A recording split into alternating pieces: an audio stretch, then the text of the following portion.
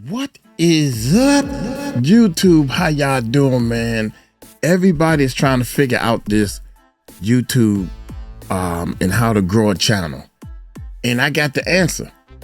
Stop guessing and get some real help from people.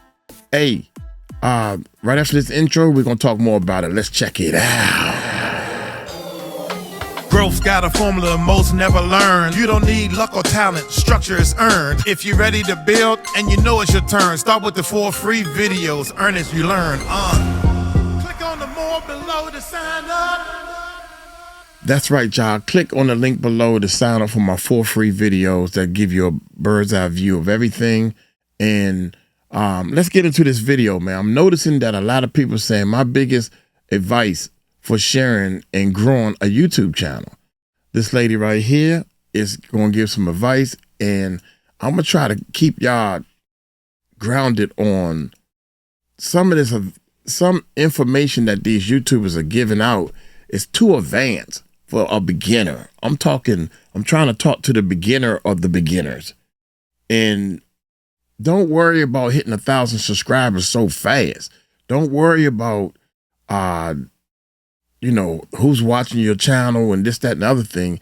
Just focus on uploading those videos so your channel can start, for the algorithm can start understanding what your channel's about. That's the first thing you should be doing. Hit that subscribe button, hit that bell. Let Uncle Mike show you how to do this thing, man. Let's check this bad boy out. Figuring out how to grow on YouTube can be overwhelming, to say the least. There's so much information and advice being shared out there, and it's hard to know what's actually worth listening to. So it's funny because everybody keeps saying it's this free information, man. That free information will be so all out of order and you just watching the free information. That's not going to get it. Once you pay for a course, once you get yourself a coach, once you get somebody that can guide you through these steps and get you to understand better. I always do this to get this motor going. That's when you start getting structure and you get clarity. Because all this information, the information come in one way. What all the stuff she about to say, watch this, here we go. So that's why I wanted to make this video. I started this YouTube channel just over 2 years ago, and I had another channel 2 years before that. And in that time, I made a lot of videos, learned a lot of lessons, and eventually ended up here as a full-time YouTuber, now making over $20,000 per month. Along the way, my videos have been used as training materials for the teams behind some of the biggest YouTube channels in the world. And my content even somehow became part of PBS's official training for digital creators. So those are my qualifications. Now, the #1 question I'm always asked is, how do you grow on YouTube? So I figured I should just sit down and share all of the most important things that I've learned over the last few years and what I would want to know if I had to do it all over again. And because the concept of growing on YouTube is quite broad and the advice changes depending on where you're at in your YouTube journey, I've broken this video into 3 main stages. Getting your first 1,000 subscribers, growing from 1K to 10K subscribers, and climbing from 10K to 100,000 subscribers and beyond. And this video is a little extra special because look what came in the mail. It came about a month ago actually, but I figured I would save it to unbox here with you guys because that just felt right. We'll just put this aside for later, but for now, we'll start from the beginning and break down my biggest advice for getting your first 1,000 subscribers. Okay. All right, so this stage is by far the hardest to get through. Not because it this is the hardest to get to, and you have to be patient.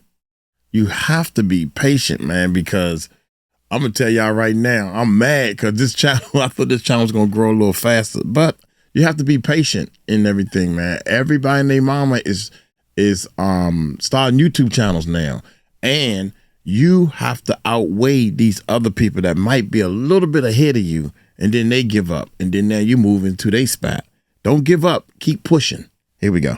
Takes the most skill, but because it takes the most resilience. Most people won't make it to 1,000 subscribers simply because they don't see the results that they want and they just give up too early. And I don't say that to discourage you. I'm telling you this more so to prepare you so that you know in advance that this is less a game of perfect play and more a game of sticking with it even if you don't see the growth that you want. That being said, there are some things that I picked up that I think will help you get through the stage just a little bit faster. And it starts with overall strategy. Now, when you're starting a brand new channel, the advice you'll usually hear is just start and keep experimenting until you find something that sticks. And I understand the intention behind the advice. It's meant to take off some pressure and encourage exploration. But I actually disagree with it. A bit of a spicy take, I know, but I think that following this advice sets people up to just post random videos, cross their fingers, and hope that one of them will just magically take off. And when that doesn't happen, they get discouraged, burn out, and just stop posting altogether. And even if one of those random videos does take off, it creates a different problem. Because now you have a new viewer, someone who discovered you and liked what they saw, and then they go to your channel to check out what else you've made, but every other video is completely different. There's no through line, no cohesion, so they just click away. And YouTube receives the signal that your channel probably isn't worth recommending to many others. That's why, instead of just experimenting and hoping for the best, every new YouTube channel should start with a lane, which is a combination of two things: your audience and your value.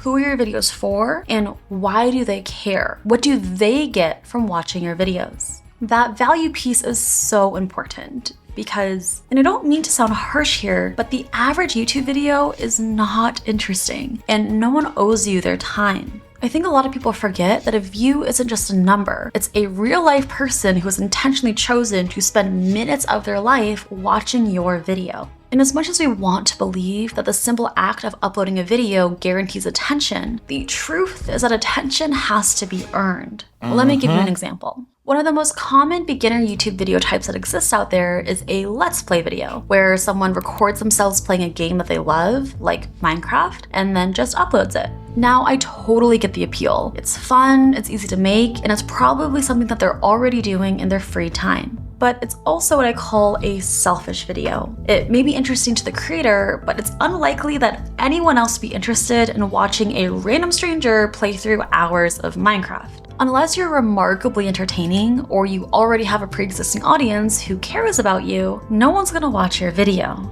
Now, this doesn't mean that gaming content can't work, it just means that you need to level up the value. Level 1 could be chilling on Minecraft, which is a selfish video. We could then level that up to something like how I survived 100 days in hardcore mode, which is better. There's more of a challenge there, more of a story, but it has been done many, many times before. So we could level it up one more time to something like, can I beat Minecraft without jumping? There's clear value there. The viewer knows they're going to get a video where they see something they've probably never seen before, most likely with some creative solutions or hacks. There's a reason to care about this video, even if they have no idea who you are. That's the difference between making something for fun and making something that actually grows your channel. Now, when it comes to choosing an audience and value of their own, there are 3 things that I recommend looking at to help you make your decision. First, there's your likes. What do you enjoy doing? What are your hobbies? What are things you could talk about forever? If you don't think you could happily spend the next 10 years talking about it, it's probably not the best fit for you.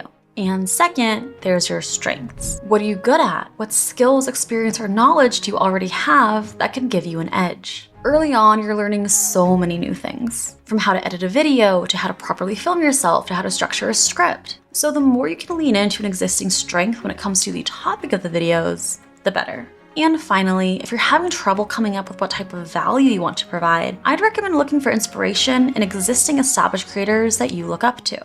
Why do people watch their videos? What was it that drew you to them in the first place? For me, this inspiration channel was Ali Abdal. I really liked how he was able to convey real, useful information in a very down-to-earth, friendly, yet professional way. And it helped me think about how I could provide a similar type of value to my own audience. Now, I know that deciding on and committing to a lane can be very hard. The choice of what do I make a channel about is often paralyzing, and it stops so many would-be creators from ever starting a channel of their own. They'll spend months trying to come up with a perfect lane or a perfect positioning, and they end up never posting anything at all. And I get it, the paralysis is so real. But a reframe that really helped me was viewing your lane not as a forever decision, but as a hypothesis. It's just a guess. A guess that's rooted in what you like, what you're good at, and what you admire from other creators. That's it. And that's more than good enough to start. You don't need to get it right on your first try. And in fact, you probably won't. Almost no one does. Take a look at your favorite creators, see what videos they make now, and what videos they started with.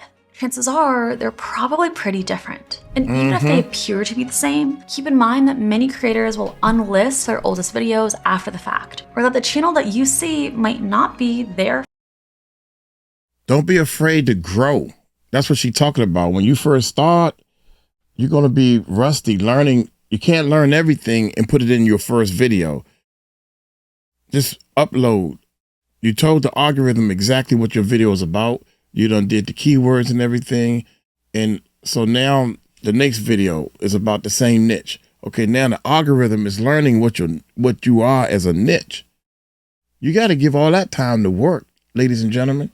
Here we go. Probably won't. Almost no one does. Take a look at your favorite creators, see what videos they make now, and what videos they started with. Chances are they're probably pretty different. And even if they appear to be the same, keep in mind that many creators will unlist their oldest videos after the fact, or that the channel that you see might not be their first channel. So choose a lane, make a hypothesis, and know that no matter how many lists you make or how intentionally you think, that first hypothesis will probably be wrong. But it's okay. You can only figure out what the right lane for you looks like by just choosing something, sticking with it long enough to get a signal, and then making adjustments from there. You can always change your lane later, but if you never commit to one in the first place, you'll never give yourself the chance to get there. After you've chosen your starting lane, it's time to launch your channel. And while most people will simply make their first video and then post it, I recommend doing something a little different. And this is just about as close to a YouTube cheat code as I have ever seen.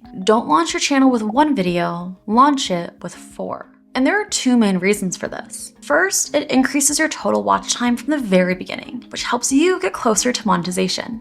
As a reminder, in order to start earning AdSense revenue from YouTube, you need to meet the baseline requirements of 1,000 subscribers and 4,000 watch hours. So these watch hours really matter. But more importantly, launching your channel with 4 videos helps YouTube figure out who your videos are for, which means that the algorithm can start showing your videos to the right people faster. Here's how it works. At the end of each of your launch videos, include a clear call to action pointing your viewers to the next video. Even something as simple as, if you like this video, you'll probably like this one about X, Y, and Z, and then link to that in the end screen. This creates a bingeable loop. If someone finds one of your videos and likes it, they're much more likely to watch another video of yours. That chain of watch time sends powerful signals to YouTube. If a viewer watches not just 1, but 2 or 3 or even 4 of your videos back to back, YouTube picks up on that and thinks, okay, this type of person really likes this type of video, so let's show these videos to other people just like them. That's exactly what happened when I launched this channel. I started by releasing 4 videos at once. They're still by far the most watched videos of my first 3 months. And I'm not the only one who has used this strategy. The Theorist team has also said that they always launch new channels with more than 1 video to give the algorithm more data right off the gate. We have to launch with 5 videos, like day 1, 5 videos. It's not launch on an empty channel. It's not, here's the only one. It's 5 videos that within those 5 videos give you the thesis of the channel. Whether you're launching with 4 or 5 videos, the way that you approach them should be the same. Think of them as your channel's foundation.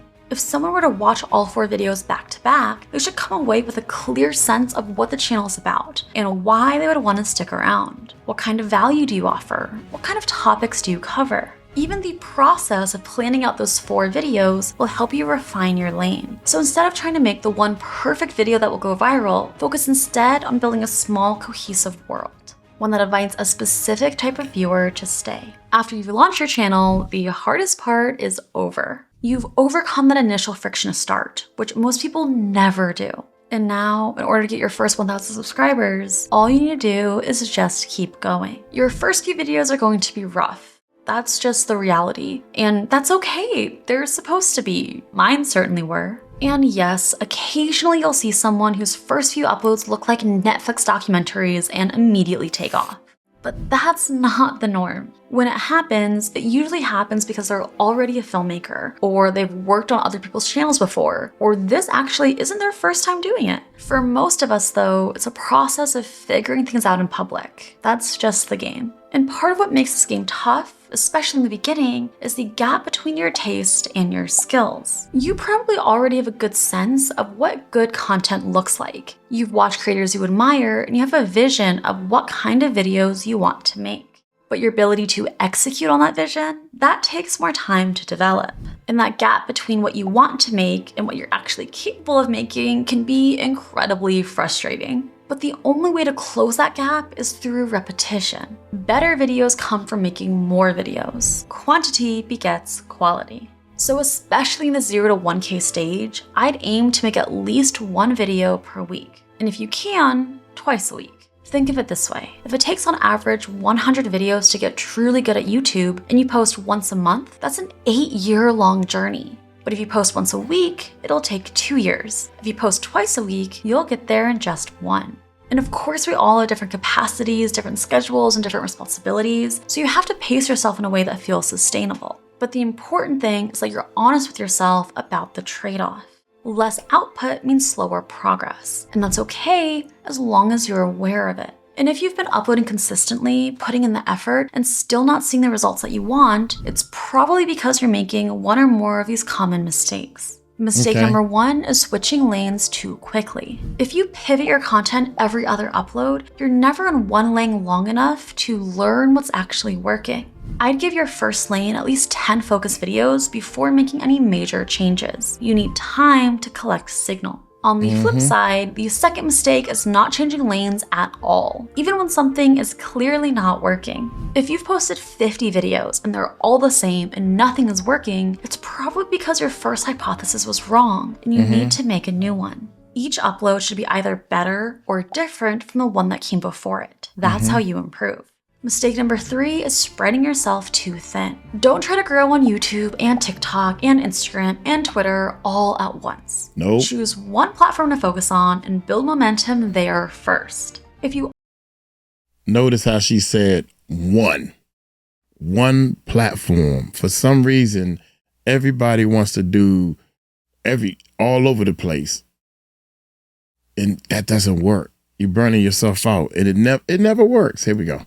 already have a following somewhere else, that's great, but just don't dilute your energy trying to learn 3 brand new platforms all at the same time. And finally, one of the biggest and most dangerous mistakes is expecting too much from your early uploads. I can't tell you how many times someone has said to me, "Hey Berlin, I've been making videos consistently for 3 months. I'm still not seeing any results. What am I doing wrong?" Most of the time, the honest answer is you just haven't been doing it long enough.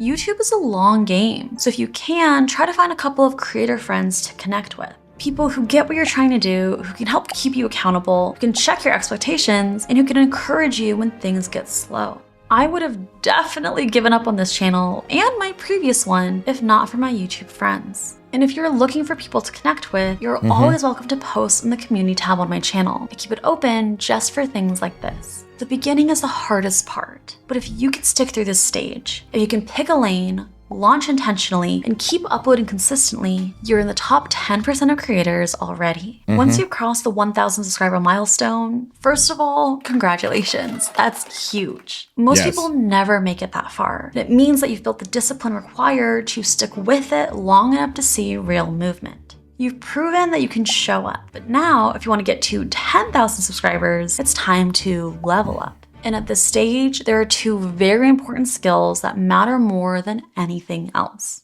First up, we have packaging, otherwise known as your title and thumbnail. Everyone knows that titles and thumbnails are important, but I wish I was exaggerating when I told you that truly better titles and thumbnails are the #1 thing that can help you get from 1K to 10K. Because ultimately, no matter how good your script is, how strong your editing is, or how much effort you've put into your cinematography, if people don't click on your video, they'll never watch it in the first place.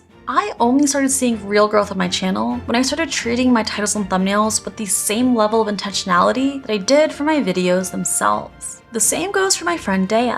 These days, she literally won't make a video unless she's confident in the packaging, because she doesn't want to spend weeks working on a video that no one will ever click on. And yes, if you look at our channels over time, you may be able to notice things like more consistent branding, higher quality images, and clearer text. But the real improvement didn't come from the design changes themselves. It came from the psychology behind the design. Because good packaging isn't really about what colors you use or what fonts you choose. It's about how well you understand people. It's about being able to evoke curiosity, desire, or fear within just a couple seconds. It's about the ability to open a loop in someone's brain that makes them need to click because they have to get the information or resolution that closes the loop. So how exactly do you get better at this? Well, it's a big topic, and I've made a couple of dedicated breakdowns on titles and thumbnails that go way deeper than I can here, including useful frameworks, title structures, thumbnail compositions, and tons of real examples and case studies. I've heard from hundreds of creators that those breakdowns have completely changed the way they package their videos. And although I'm definitely more than a little biased here, I genuinely believe that that's one of the best places that you can start. So if you haven't watched those videos yet, I'll link to them in the video description below. That being said, I don't want to leave you with just nothing in this video. So if I had to give you 2 packaging related concepts to internalize, it would be the concepts of volume and leveraging what's already worked for others. Starting with volume, most of us will spend a ton of time building up a single title and thumbnail concept. But at least in my experience, your first idea is rarely your best idea. So one of the best things you can do to level up your packaging is simply come up with more concepts. Personally, I try to come up with at least 30 title ideas for every video I make. And I know that that sounds like a lot, but I can usually knock it out in around 20 minutes of structured brainstorming. I'll use the first 5 minutes to brainstorm title ideas from my head. Then I'll use the next 5 minutes to look at what I like to call my Model 5 channels, or successful channels who target a different audience from me, but who offer a similar type of value as I do. And I'll see if they've used any title structures that I could apply to my own video idea.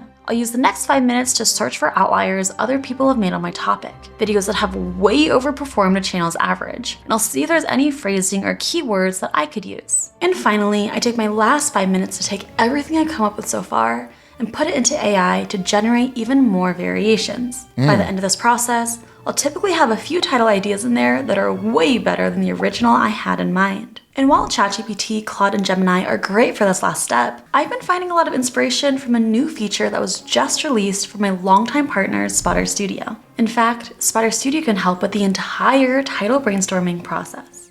After you identify your Model 5 channels, Spotter Studio makes it very easy to add them all to one list, creating a custom feed of videos that you can look at anytime for inspiration, as opposed to having to check each channel one by one. You can even adjust the filters to look only at their outlier videos or videos above a certain view count. When it comes to searching for outlier videos outside of your Model 5 channels, you can use the outlier tab itself, searching for your topic, adjusting the filters, and browsing the outliers surfaced directly to you. But I've recently been enjoying looking for outliers in a different way, using a new feature that I've been looking forward to for a long time. Chat. Within Spotter Studio, I can ask the chat anything I want to help me come up with new video ideas, titles, thumbnails, outlines, and more. For example, when working through round 3 of my title brainstorming process, I can tell it in more detail about the video I'm working on and ask it to show me relevant outlier videos with over 100,000 views. Spotter Studio will search through YouTube and do all the hard work for me, serving me relevant high-performing outlier videos that I can then use to inspire titles of my own. And after brainstorming a list of titles from my head, from my Model 5 channels, and from relevant outlier videos, I can give the full list to Spotter Studio and ask it to give me even more variations. What I love about this new development is that Spotter Studio still leverages all the powerful ultra personalization to your channel as it used to, being able to identify and replicate your own thumbnail style, and even identifying what your audience already watches, while packaging all of that power into a new way to brainstorm that's so much more intuitive to navigate and fine-tune to your liking. If you're already a Spotter Studio member, congrats! You already have access to chat. And if you want to try it out for yourself, I'll leave a link in the video description below to try out Spotter Studio for 14 days absolutely free, which I highly recommend taking advantage of so you too can use it to have better brainstorming sessions. And I'll leave a link to my free title brainstorming template below if you want to try out this process for yourself. And you may notice that a decent chunk of my title brainstorming time is allotted to looking at videos that have already worked well for others. That's because if a packaging concept has already worked well for someone in the past, even if they're in a different niche from you, there is a much higher chance that some...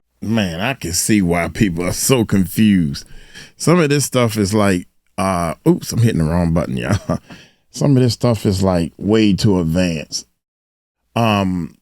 your first goal is to start working with ChatGPT, man. Just stay with ChatGPT and let ChatGPT ask it the questions and where you confuse that. But trying different things for 30 days and then trying this, that's going to just help confuse you in even more. Here we go. Oh, right here. I can notice some similarities in how the thumbnails were composed and what elements were often the main characters and supporting characters. I was able to apply those insights to my own thumbnail, and the result was a video that has overperformed the last 9 videos before it. So if you're in the 1K to 10K stage and you're wondering what's holding you back, chances are it's this. And if I had to go back and do it all over again, this is the area where I would spend the majority of my time improving. So study what's already working, brainstorm more concepts, and keep iterating until you land on something that earns that much deserved click. Now that you're getting clicks, the only thing stopping you from 10,000 subscribers is generating enough momentum. Because in order to keep growing, you need to be able to turn one great video into a second great video, and then a third, and then a fourth. And the easiest way to do that is by doubling down on what's already working for you. At this stage, you'll probably have a couple of videos that have overperformed. They don't need to have gone viral in order to count. If you normally get 300 views per video, for instance, and one video gets 1,200 views, that video is an outlier. And these outliers are absolute gold mines because they signal to us that there's something in there that's attracting a wider audience. Once you've identified an outlier, the next step is to develop it into something that I like to call a video recipe, which is a repeatable content bucket comprised of a consistent audience, value, format, and vibe. We've covered audience and value already. Who are you making your videos for? And what do they get out of watching your videos? Format is the structure through which you impart your value, whether it be through a vlog, a challenge, a breakdown, an interview, or something else. And vibe is the overall feeling your videos give off, which is usually determined by editing style, pacing, word choice, and environment. When those 4 ingredients stay consistent across your videos, your channel starts to feel cohesive. Viewers who like one video are much more likely to enjoy the next. And when this video recipe is developed from an outlier video, that's what builds momentum, effectively attracting new viewers and getting those viewers to stick around. Now, I'm not telling you to make the same video over and over again, but there should be a clear enough through line that ties your channel together. When in doubt, a good rule of thumb to go by is the 80% rule. Ask yourself, would 80% of the people who liked your last video be interested in your next video? If not, you're probably making the wrong video. So identify your outliers, turn them into video recipes, and keep creating within that framework. Because the clearer your recipe is, the easier it is to make consistent, repeatable content that actually grows your channel. Now, as you dial in your packaging and start doubling down on what works, it's natural for your upload frequency to take a little bit of a hit. After all, you're spending way more time brainstorming title and thumbnail concepts. You're being much more intentional about the structure of your videos, and you're probably working on improving your production quality or editing quality as well. So yes, it's normal to start posting a little less frequently. If you were posting twice a week, you might drop down to once a week. If you were at once a week, you could stretch to every 10 days or so, but try not to slow down too much. Because here's what tends to happen at this stage. The growth kicks in, the stakes feel higher, and suddenly there's this pressure for every video to be better than the last. And that pressure can cause a kind of creative paralysis. I've been there. Right after my channel started gaining traction, I completely freaked out and went on to make only 3 videos in the following 7 months. I overthought everything. I wanted every video to be a masterpiece. And I've seen the exact same thing happen to so many of my other YouTube friends at this stage. So if that's you, know that it's normal. But if you want to break past 10K, you also need to find a way to push through it, because momentum can only build if you keep uploading. Now, at this point, as your channel starts to grow and you start gaining more visibility, something new tends to enter the picture: brand deals. And while it may feel like your big YouTuber moment, I have a potentially spicy take here, but it's a take that I do genuinely stand by. Don't take brand deals at this stage. Unless you're in a tight financial situation and really need the extra income, I genuinely recommend holding off. And I know it can feel really exciting to get your first brand deal offer, because on the surface, it feels like easy money. Just mention a product and get paid for it. But in reality, brand deals are a lot of work and they slow you way down. They make your production process longer, they add extra layers of back and forth and approval, and they can even hurt your video performance if the integration doesn't feel seamless and if it hurts retention.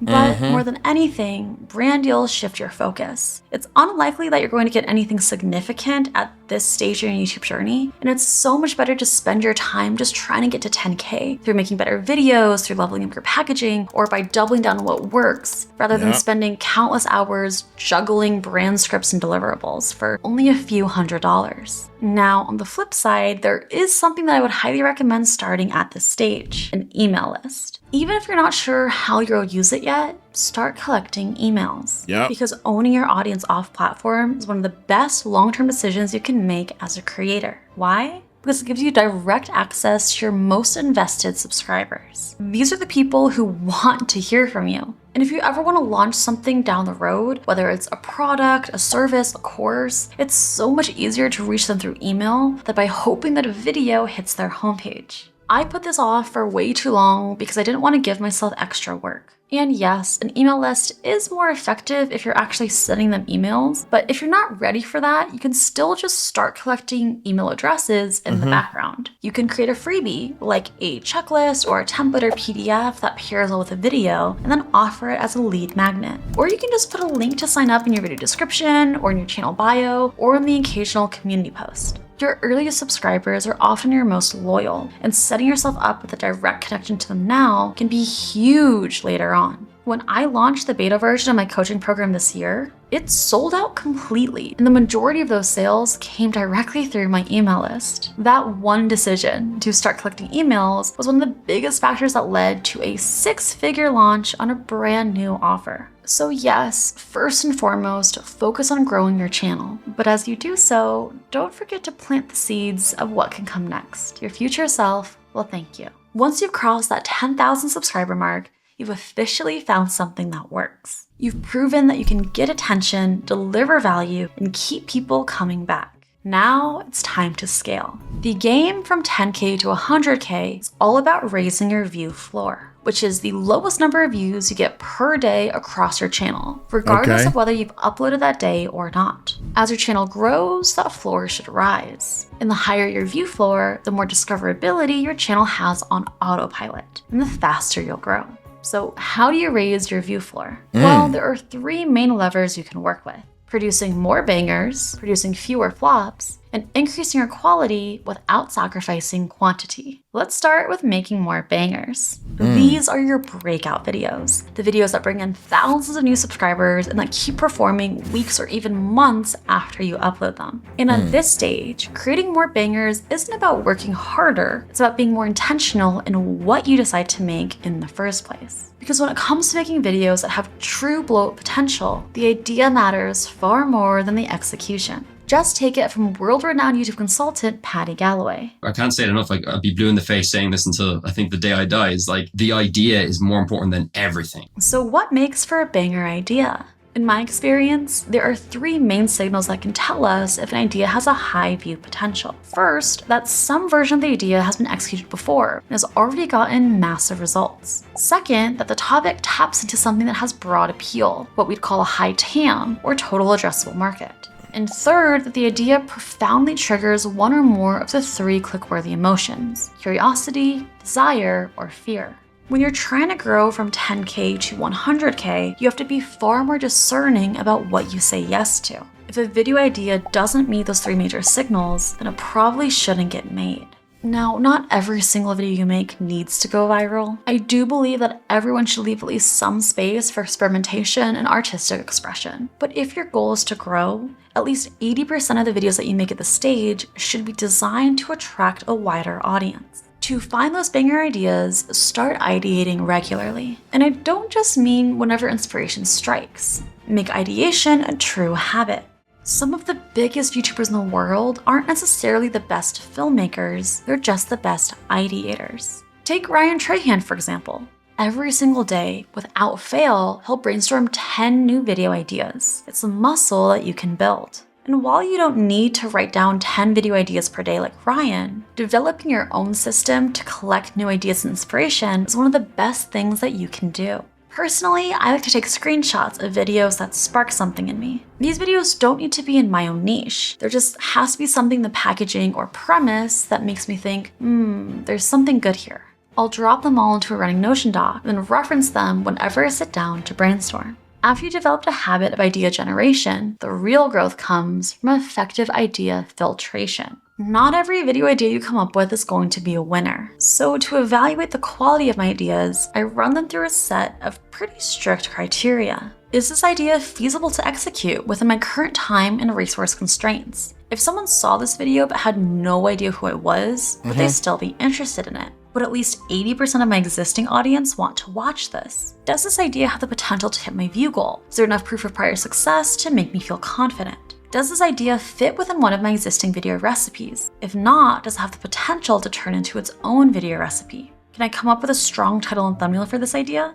And finally, the real kicker, can I make this idea something that feels uniquely mine? Because if you truly want to make a real banger, you can't just copy someone else's idea. While proof of prior success is a powerful signal, a clone of a successful video will never perform as well as the original. So while much of your growth up to this point may have come from studying what's worked well for others, if you really want to grow to 100K, you have to start leaning into what makes you different, what makes your videos special. For me, I realized that people responded most to the level of depth that I went into. The research, the case studies, the visuals I created to break things down. That became a part of my signature style. And once I saw that it was resonating, I made a point to double it down on it and apply it to nearly every video that I made. So when you're evaluating an idea, don't just stop at, has this worked for someone else before? Go one step further and ask, how can I make it mine? What makes your videos different from others in your space? What do most people comment on? What do you enjoy doing that others don't?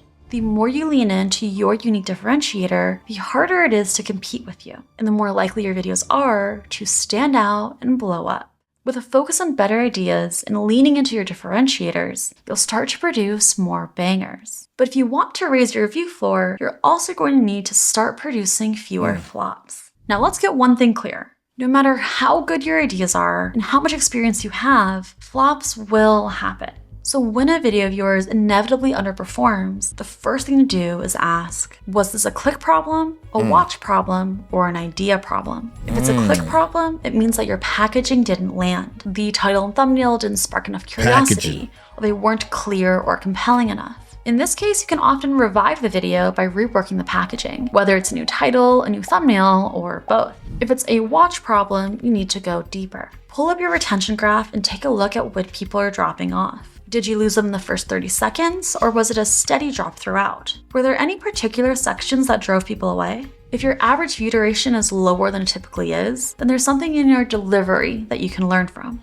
And if both your packaging and your retention look solid, it's most likely an idea problem, which means that the concept just wasn't strong enough to begin with. Maybe the TAM was too small. Maybe the idea didn't appeal to new viewers. Maybe it wasn't emotionally resonant enough. If that's the case, the best thing you can do is go back to your ideation filter and ask, what could I have added to my idea criteria that would have stopped this video from getting made? After a flop of mine that broke down how Mark Rober goes viral, I realized that it's quite difficult to generate enough interest for standalone case studies on any creator other than Mr. Beast. That realization led me to add a new filter to my ideation criteria. The more flops you have, the more specific your own ideation criteria can become. And that's a good thing, because ultimately the goal isn't to avoid flops forever, it's to make each one count. To use them as data to build out your own internal playbook. That's how you reduce your number of misses over time and steadily increase your hit rate. As you start producing more and more bangers and fewer flops, your view floor will naturally begin to rise. And as it does so, there's one final lever to focus on if you want to scale all the way up to 100K. Increasing your video quality without sacrificing your quantity.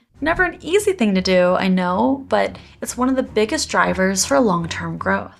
And the best way to make it happen is by reinvesting in your channel. This is the stage where I'd finally start accepting brand deals. Not just for the extra income, but for the ability to reinvest that money into buying back your time and energy so you can create more videos without burning out. And to figure out exactly what you should be investing in, I'd highly recommend doing a time audit.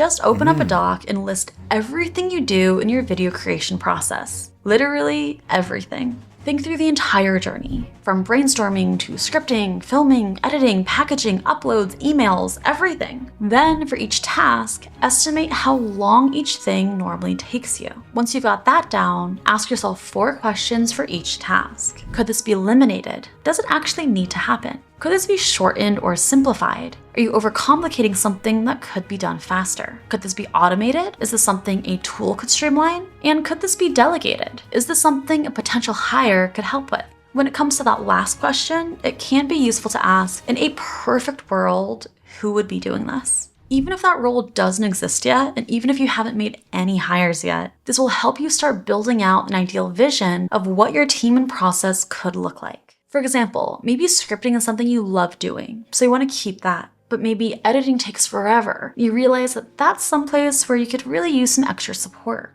And maybe uploading is tedious and just eats up your time. Great, that's a perfect candidate for delegation. This kind of clarity gives you an exact roadmap of where to invest in your channel first, and how to grow intentionally rather than reactively. I'll put a link to this time audit exercise in the video description below, in case you want to try it out for yourself. So whatever your elimination, simplification, automation, or delegation looks like, the goal should be to reinvest in a way that helps you create more at a higher level and with less stress. Because ultimately, the stage is all about scale. And scale doesn't come from effort alone. It comes from building out the systems to support and compound that effort.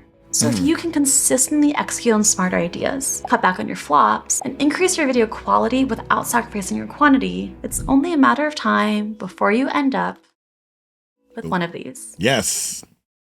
You ready? How do I open this? Oh. One of those.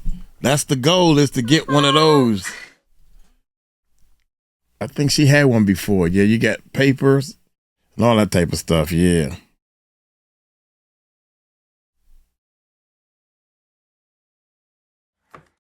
Uh-oh, she about to open that thing. That's amazing. It's amazing feeling when they give you that thing. We was trying to actually, to purchase that plaque. That to purchase it is like $800 or something. It's so hard to believe that we're actually here and that I'm actually holding this in my hands. Whether you've been a subscriber from before my first 1,000 or you've just now joined recently, truly thank you so much for being here. And if I could leave you with one final piece of advice, it would be to never, ever, ever give up. Stop believing in yourself. People are going to call you crazy. People aren't going to see your vision, but you need to be there to believe in yourself. After every video that doesn't perform as well as you hoped it would, you need to be able to tell yourself, this video doesn't matter. The next one is going to be a banger. And then you have to repeat that to yourself as many times as it takes before it becomes true. Understand that growth is not linear. It's like planting something. Right. The roots grow first, underground, building a foundation, but they're completely unseen. And then one day, without warning, the stem breaks through. Everyone sees it and celebrates it when it happens, but the roots were there the whole time. So if you're in the thick of it, whether you're psyching yourself up to finally start your channel, or if you're very deep in the grind to 100K, keep believing in yourself. Because as long as that's true, it's only a matter of time before you're holding one of these yourself. This month's featured creator is Oh man, that's incredible. What you have to do is you have to determine, and you got to take no for an answer. You got to take no. No is not an option. No, or I'm not failure. I'm going to keep doing this and I'm going to figure it out. I'm going to learn the analytics. I'm going to figure it out. I'm going to keep doing this. I'm going to try this. This didn't work. Maybe this didn't work. Your timing may be off. Look at other people, what they doing. You got to keep pushing. You got to keep pushing. We try to teach people. I notice everybody's saying upload 2 videos a week. We teach a system that have you uploading or at least releasing a video every day. That's how fast you can grow these channels every day. Our channel now is great, hit 400 subscribers, and I'm just doing reactions of how to do YouTube. I'm just sitting here doing reactions, trying to figure out, give the algorithm time. The algorithm needs time to say what this channel is about. It's about learning how to do YouTube. The algorithm pretty much knows that by now. And what we're about to do now is start kicking butt on me teaching how the algorithm, or me teaching how beginners should start a YouTube channel so they can be very successful. You know, slow down. I'm doing this. Should I do this? I need to learn how to edit my videos and all this stuff. What equipment you should buy. I'm sitting here now with a laptop, and the laptop was like a, I don't know, $800-900 laptop, and I got another monitor beside it. So I always use 2 different monitors with my headphones and my microphone to set up. And you don't need, this is a very expensive microphone, and you don't need the top of the line microphone. I talk to people about a microphone that costs $89. This is a $500 microphone. There are microphones out there that cost like $50, but you have to invest into your equipment. The more you invest into your equipment, the more serious people will look at your channel and say, oh my goodness, they feel comfortable. They feel like this person knows what they're talking about. They know what they're doing. So once you start getting the people getting used to being on camera, once you start getting used to talking, the rest is history.